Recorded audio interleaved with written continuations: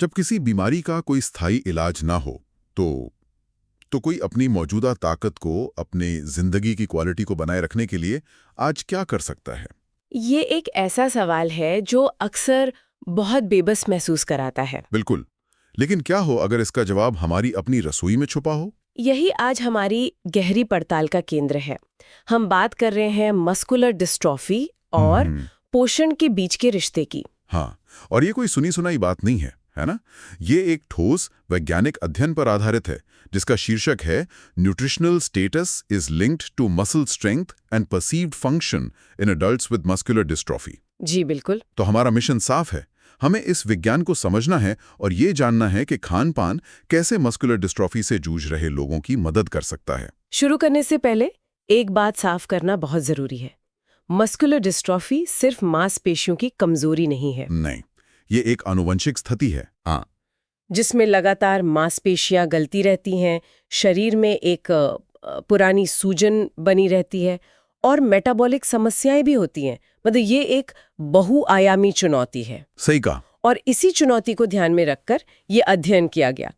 इसमें muscular dystrophy के अलग अलग प्रकारों जैसे FSHD, LGMD, इनसे पीड़ित 39 वयस्क शामिल थे। और उनकी तुलना के लिए कंट्रोल ग्रुप भी था। हाँ, 15 स्वस्थ लोगों का एक समूह भी था। शोधकर्ताओं ने उनके खाने पीने का रिकॉर्ड देखा, मांसपेशियों की ताकत जांची और उनसे जीवन की गुणवत्ता पर सवाल पूछे।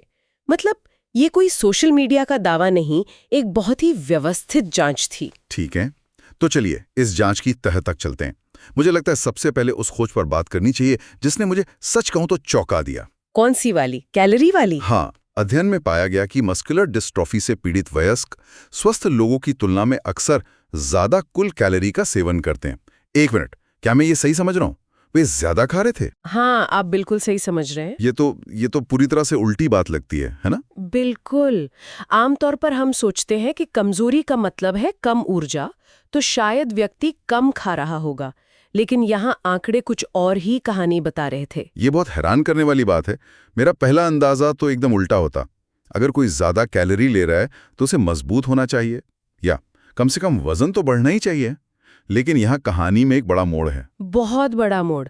ज्यादा कैलोरी लेने के बावजूद वे जरूरी पोषक तत्व बहुत कम ले रहे थे। अच्छा। इसे अगर हम आसान शब्दों में कहें तो पेट तो भर रहा था पर शरीर का पोषण नहीं हो रहा था। मतलब ऊर्जा का सेवन ज्यादा था लेकिन मांसपेशियों को जो असल में सहारा देता है वो पोषण गायब था। बिल्कुल। तो ये खाली कैलोरीज जैसा है, जैसे कोई बहुत सारा जंक फूड खा ले। पेट तो भर जाएगा लेकिन शरीर को कुछ नहीं मिलेगा। तो यहाँ कौन से खास पोषक तत्वों की कमी देखी गई? जी वही। तीसरा, कार्बोहाइड्रेट्स की भी कमी थी जो शरीर को सीधी ऊर्जा देते हैं। और चौथा, एक बहुत जरूरी सूक्ष्म पोषक तत्व विटामिन C। और इन कमियों का असर सिर्फ लैब रिपोर्ट्स पे नहीं दिख रहा होगा, मरीजों की रोजमर्रा की जिंदगी पे भी दिख रहा होगा। सीधा और मापने योग्य असर। अध्ययन में साफ दिखा कि जिन लोगों में इन पोषक तत्वों की कमी थी उनकी मांसपेशियों की मोटाई कम थी, हाथों की पकड़ की ताकत कम थी और रोजमर्रा के काम करने की क्षमता भी काफी खराब थी। तो ये एकदम साफ तस्वीर पेश करता है। आप कितना खाते हैं वो उतना जरूरी नहीं है जितना कि आप क्या खाते हैं। बिल्कुल। और ये हमें इस अध्ययन की सबसे महत्वपूर्ण वैज्ञानिक अंतर्दृष्टि की ओर ले जाता है। शोधकर्ताओं ने सिर्फ समस्या नहीं बताई बल्कि समाधान की तरफ भी इशारा किया, है ना? हाँ, और यही इस अध्ययन का सबसे आशाजनक हिस्सा है। 2 बहुत ही स्पष्ट और सांख्यिकीय रूप से महत्वपूर्ण संबंध पाए गए। क्या थे वो? जिन लोगों का प्रोटीन का सेवन अधिक था उनकी मांसपेशियों की ताकत काफी ज्यादा थी और वे अपने दैनिक कार्य बेहतर ढंग से कर पा रहे थे। प्रोटीन और मांसपेशियों की ताकत का रिश्ता तो समझ आता ही, हम सब सुनते हैं। लेकिन क्या ये BCA वाली बात भी उतनी सीधी और असरदार थी? उतनी ही।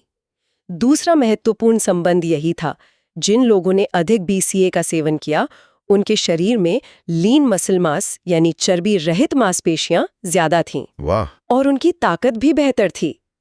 ये दिखाता है कि सिर्फ प्रोटीन लेना ही नहीं बल्कि सही तरह का प्रोटीन लेना भी मायने रखता है।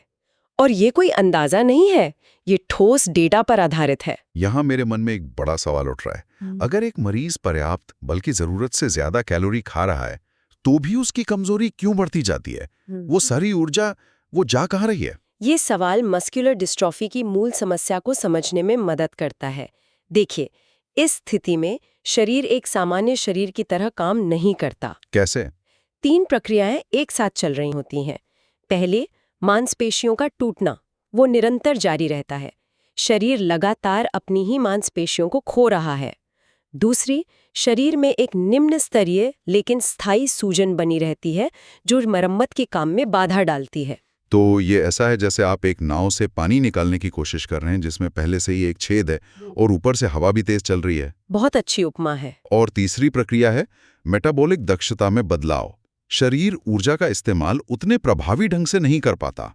तो फिर उस अतिरिक्त कैलोरी का क्या होता है? उसका नतीजा ये होता है कि जो अतिरिक्त कैलोरी ली जा रही है वो मांसपेशियों की मरम्मत के लिए इस्तेमाल होने के बजाय वसा यानी फैट के रूप में जमा होने लगती है। ओह, तो यहीं से वो सबसे जरूरी बात निकलती है जिसे हर मरीज और परिवार को गांठ बांध लेनी चाहिए। एकदम।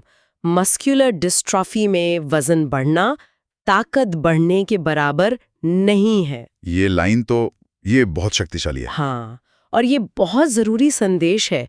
वजन का बढ़ना असल में स्थिति को और